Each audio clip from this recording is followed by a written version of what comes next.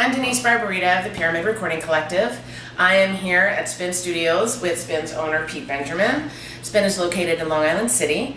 It's one of my favorite spots in the city for various reasons, but we thought it would be awesome to show you guys why it's such a great place.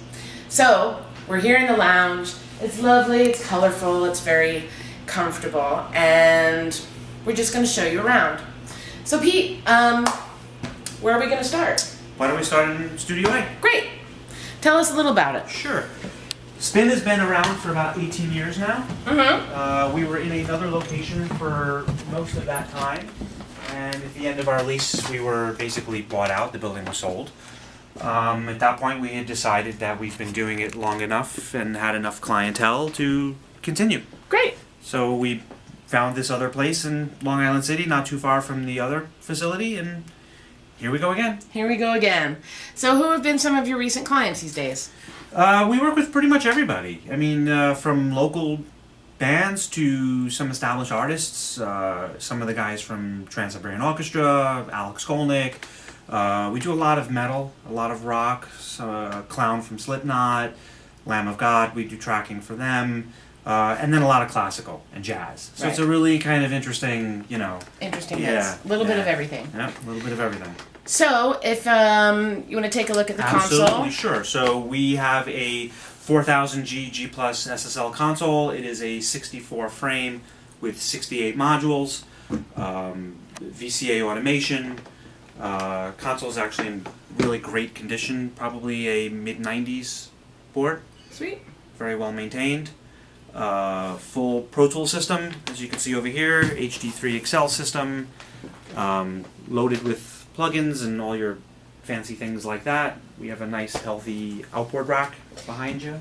One of the things I really like, actually, is having all of those APIs. Yes, That really makes things nice if you wanted something a little bit different than your standard SSL pre. Yeah, it's really one of our favorites. I mean, we've kind of been using APIs for so long. It's really a terrific front end for your audio to go in. Awesome. So let's take a look at the live room. Absolutely. Come this way. As we go through here, you're going to basically go through a vocal booth that we have, which overlooks the control room. So it's a nice, really one-on-one as far as cutting vocals with a producer and engineer. It's a nice, intimate feel. If you continue further along, you'll start to come into our live room. We have our B3. We have a terrific Yamaha C6 grand piano, which actually has a really nice history. This comes from Bearsville Studios. This was in the barn. So it's got a nice history of who's played on it and people that have just kind of noodled on it. It's a cool thing. Wasn't it Todd Rundgren's favorite piano? It was in the barn where he did pretty much most of his productions, as far as I know. Well, there was a really great story I remember you telling me when I first came here. Who was it? It was the producer? Well, no, I think I was once watching VH1 Classic at home. Oh, okay. And I had turned to my wife, I said, "Oh, there's my piano." Because it was behind the music on like Dave Matthews or one of the groups that were doing production at Bearsville at the time. I said, "Oh, there's my piano." She's like, "Oh, that's the same kind of piano you have?" I go, "No. That's our piano." That's exactly our piano because we got that particular one, and everyone who plays on it loves it. I personally love tracking with this piano. It's interesting because for a long time, as you know, I was at Campbell Studios and we had a Steinway there. A lot of people love that Steinway, and the only issue with it is that I always had to filter it out in the low mids. It was a little woompy. Right. Not that that's the greatest technical term, but this piano so far, I haven't had to do squat. Just plug and play. And it sits so well with the rest of the band. I just absolutely love it.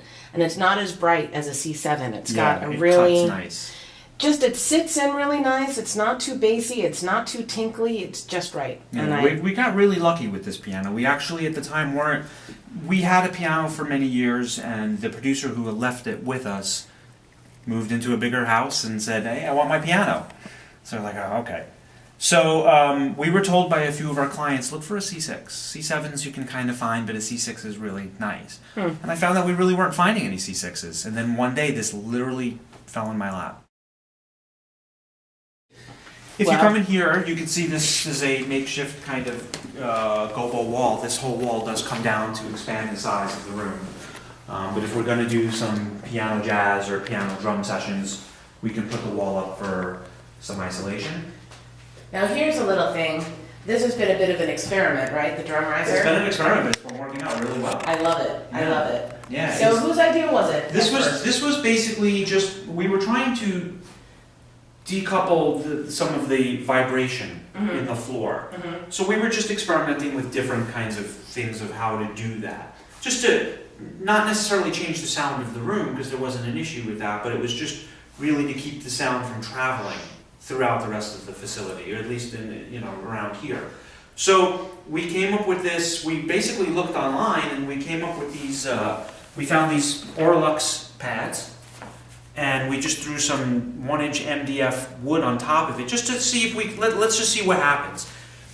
And actually, everybody loves it. It changed the drum sound dramatically. And you had a producer who actually asked you what exactly the dimensions. Right. Who was that? Actually, Garth Richardson asked us exactly what the dimensions of the platform were. So yeah, and it actually changed the drum sound, and it made the bass drum sound very tight, yet very wide, which was really kind of nice. And we actually had a couple people who were like, I don't know, I don't know if I want to experiment with that. Put the drum set on, they listened to it, took the drum set off, put it on, and then finally they said, yeah, leave it. Right. Leave it. And everybody's liked it since. So I mean, it can kind of come and go. It doesn't have to stay here, but we're getting ready to do drums again, so it's set up. I love it. And this room is really live, it's bright, but yet... Yeah, it's controlled. Yeah, I love it. And the fact that you can also change it. Yes. Based on what you put in here. If you want a tighter sound, you can make it tighter, but 9 times out of 10 it's not really necessary. We really found that we were all rock guys. So when we were building this studio coming from the last place, the majority of the work that we did was rock. Although we do a lot of jazz and classical, as you do a bunch of stuff for us as well. So we really found that a good live drum room is an excellent string room. Right. They work really well together. It's true. So we try to keep it a little bit more on the live side. And then you're right, with throwing a couple blankets and some carpets and things like that, we can completely control the room. Awesome. Yeah. So there's one more room to take a look at Studio B. It's a smaller mix overdub room, basically. So this is Studio B. Studio B is a completely different room than A, obviously. As you can see, there's an electronic kit set up here. The client that's currently working in here is actually using the room as a writing room. This room can get used the whole scope of from recording vocals and editing and tuning and things like that too. There's a full Pro Tools system in here, as well as an AMEC console that we've pretty much had completely rebuilt, custom power supply, and it sounds great. It sounds great. It really does. So you can actually mix in here too if you really would like to. Most people do prefer the SSL, but this is a nice room. It's literally half the cost of A. And people enjoy working in here. I wanted a totally different environment. Exposed ceiling, exposed duct, very Williamsburg, Soho kind of feel. You know? Yeah. Let people really kind of vibe out in the room. And natural light. Yeah, natural light, which is really lost. I mean, I've done quite a few overdub sessions in here, and it's just always very easy.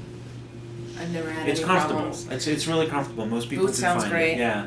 Yeah, there's a booth that you can accommodate maybe 2 or 3 singers. You can Right in get there. a guitar amp, small percussion. We've actually done violin in there, cello. Why not? It's a totally different thing. So it's nice. It's we feel like between A and B we're offering both sides of the recording spectrum. Absolutely. Great. So, I don't know. I can't think of anything else to say other than you should come visit yourself and see it. Pete is always available to answer any of your questions. Do you have a website? SpinMusicStudios.com. Say it again. SpinMusicStudios.com. And a third time. SpinMusicStudios.com. So you know where to find it, right? Or you can go to the PyramidRecordingCollective.com site, and the link is right there. So thanks so much for taking a tour with us. We hope you enjoyed it, and we'll see you again.